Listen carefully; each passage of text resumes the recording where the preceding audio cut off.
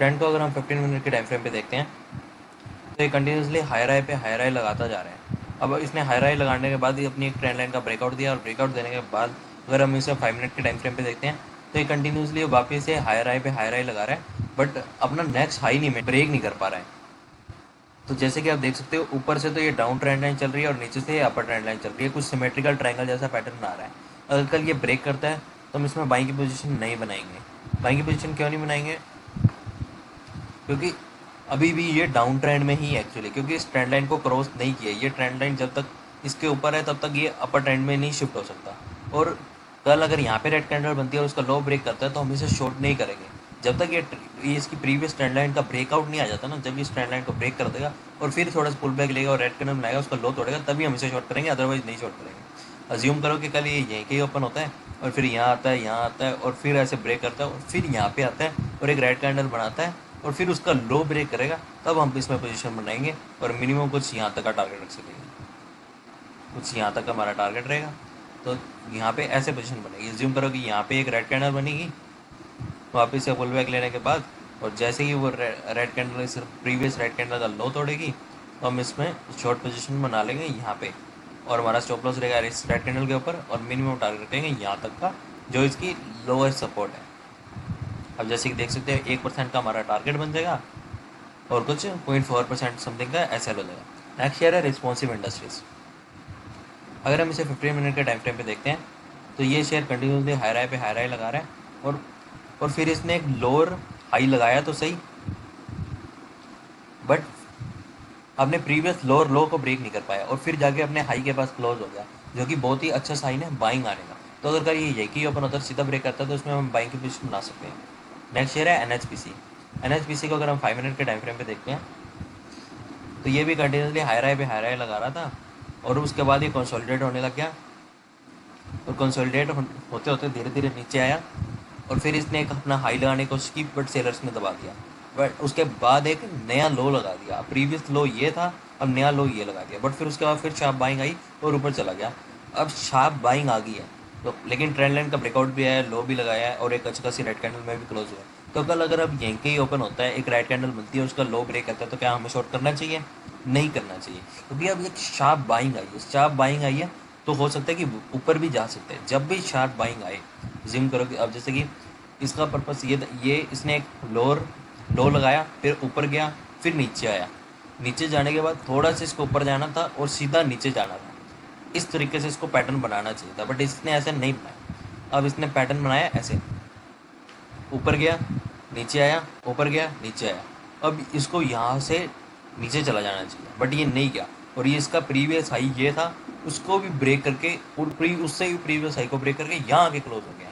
अब जब ये यहाँ आके क्लोज हो गया, तो अगर कल ये यहाँ से इसमें सेलिंग आती है, मान लो एक रेड कैंडल बनती है, लो ब्रेक होता है, तो हम इसको शॉर्ट नहीं करेंगे, हमें इसको सेलिंग को आने देना है, सेलिंग को आने देना है। और जब तक ये इसका ये वाला लो नहीं ब्रेक करेगा तब तक हम इसे शॉर्ट नहीं करेंगे।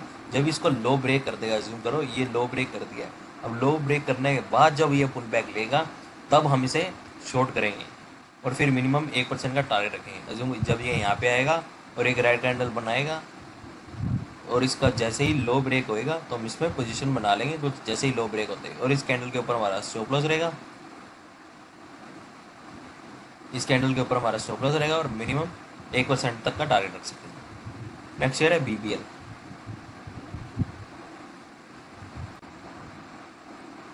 अगर बीबीएल को हम 15 मिनट के टाइम फ्रेम पे देखते हैं,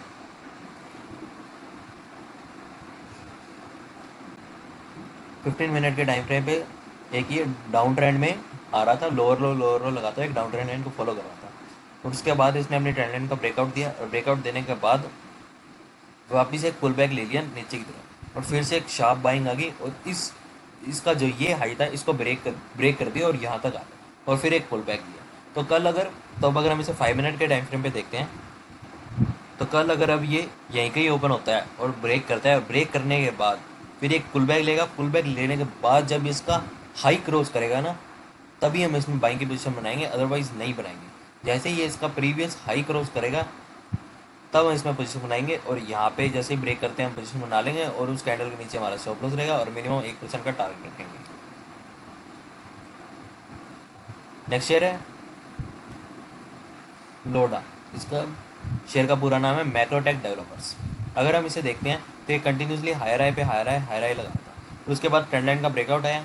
अब जैसे कि देख सकते हो, अब ट्रेंड लाइन का ब्रेकआउट आने के बाद ये नया अपना हाई नहीं बना पाया और फिर एक फॉल आ गया। अब इस फॉल के आने के बाद फिर ये अपनी इस ट्रेंड लाइन के पास आया और फिर यहाँ से फॉल आ गया। और उसके बाद जैसे कि उसके अकॉर्डिंग अब करना क्या चाहिए था इस शेयर को। अब जैसे ट्रेंड लाइन का ब्रेकआउट आया, एक नया हाई लगाने की कोशिश की बट नहीं लगा पाया, फिर डाउन आया, फिर हाई लगाने की कोशिश की, फिर डाउन आ गया, फिर हाई लगाने की कोशिश की, लो लगाया, हाई लगाने के बाद अब इसको ऐसे नीचे आना चाहिए था बट ये नहीं आया, यहीं से ही पोज लेके ऊपर गया, जो कि एक बहुत ही अच्छा साइन था बाइंग आने का। इसको यहाँ से मुड़ जाना चाहिए था और ये नहीं मुड़ा, तो ये एक अच्छा साइन है बाइंग आने का। तो अब ऐसे नहीं है कि यहाँ से आप ब्रेक कर गया, ट्रेंड लाइन का ब्रेक कर लिया तो बाइंग की पोजीशन ना भी। जैसे ही ब्रेकआउट आएगा, ब्रेकआउट आने के बाद हमने वेट करना है एक पुल बैक का, और पुल बैक के बाद जब ये इस जोन को ब्रेक करेगा तभी हम इसमें पोजीशन बनाएंगे। जैसे कि मैंने आपको इसमें एक्सप्लेन किया ना बीबीएल में, कि जब इस जोन को ब्रेक करेगा तब इसमें बाइंग बनाएंगे, तभी इसमें बड़ा मोमेंटम आएगा। अब जैसे कि आप इसमें देख सकते हैं मैक्रोटेक डेवलपर्स में, जैसे ही इसने ब्रेक करने के बाद एक पुल बैक लिया और पुल बैक लेने के बाद जब इसने फिर अपना हाई ब्रेक किया और देखो फिर कितनी शार्प बाइंग आई, देखो 3% का मूव आया इसका। नेक्स्ट शेयर है कोचिन शिपयार्ड। कोचिन शिपयार्ड भी कंटिन्यूसली फुल बहुत ही हायर हाई पे हायर हाई लगाई, फिर एकदम से शार्प सेलिंग आई इसमें, और शार्प सेलिंग आने के बाद अब ये अपने लोअर लो पे लोअर लो लगा रहे हैं। आप देख सकते हो डाउन ट्रेंड लाइन को अच्छे से फॉलो कर रहा है और नीचे से भी एक अपर ट्रेंड लाइन को फॉलो कर रहा है। तो कल अगर ये यहीं कहीं ओपन होता है और ऊपर जाता है, और यहाँ ऊपर जाता है, ब्रेक करता है, फिर ऊपर जाता है और एक पुल बैक लेता है, और फिर जब ब्रेक करेगा तब हम इसमें बाइंग की पोजीशन बना लेंगे। जैसे ही इस जोन को ब्रेक करते हैं हम बाइंग की पोजीशन बना लेंगे और उसी कैंडल के नीचे हमारा स्टॉप रहेगा और हम 1% का टारगेट रखेंगे मिनिमम। नेक्स्ट शेयर है एंड्रयू।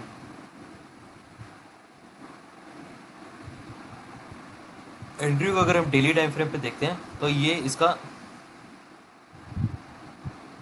बहुत ही पुराना हाई था जिसको इसने बहुत ही सॉलिड 11% की कैंडल के साथ ब्रेक कर दिया, और आप देख सकते हो कितना बड़ा वॉल्यूम आया है। और अगर इसे हम 5 मिनट के टाइम फ्रेम पे देखते हैं तो अभी भी ये शेयर अपर ट्रेंड में ही है। तो अगर कल ये यहीं कहीं ओपन होता है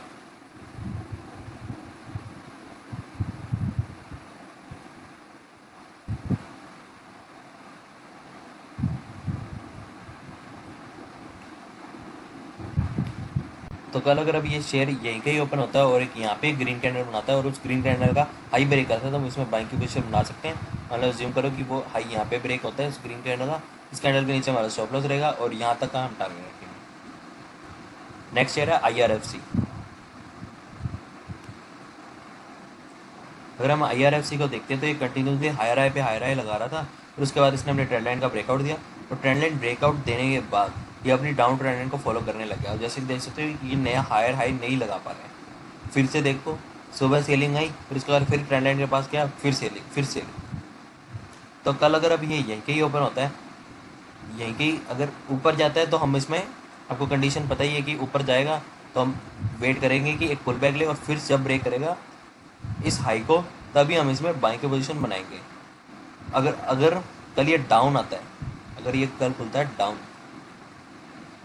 देखिए यहाँ खुले एक पुल बैक ले, और पुल बैक लेने के बाद क्योंकि मेजर ट्रेंड क्या है इस शेयर का, डाउन साइड है ना कि अप साइड। अब जैसे कि देख सकते हो ट्रेंड लाइन का ब्रेकआउट आ चुका है और लोअर लो पे लोअर लो लगाने शुरू कर दिए इसने, तो इसका मेजर ट्रेंड तो एक्चुअली में डाउन साइड में ही है। तो यहाँ पे जब रेड कैंडल बनेगी, रेड कैंडल का लो ब्रेक होगा तो हम यहीं पे ही पोजीशन बना लेंगे। जैसे क्योंकि इसमें इसके हाई को ब्रेक करने में पोजीशन बनाएंगे क्योंकि ट्रेंड डाउनवर्ड्स है, तो अपवर्ड में जाने के लिए उसको ये इसका नेक्स्ट हायर हाई ब्रेक करना पड़ेगा, बट डाउन ट्रेंड के लिए इसको ये इसकी ज़रूरत नहीं है ब्रेक करने की। डाउन ट्रेंड में यहाँ पे ये रेड कैंडल बनती है, लो ब्रेक करते ही हम इसे शॉर्ट कर सकते हैं। नेक्स्ट शेयर है मगध शुगर्स।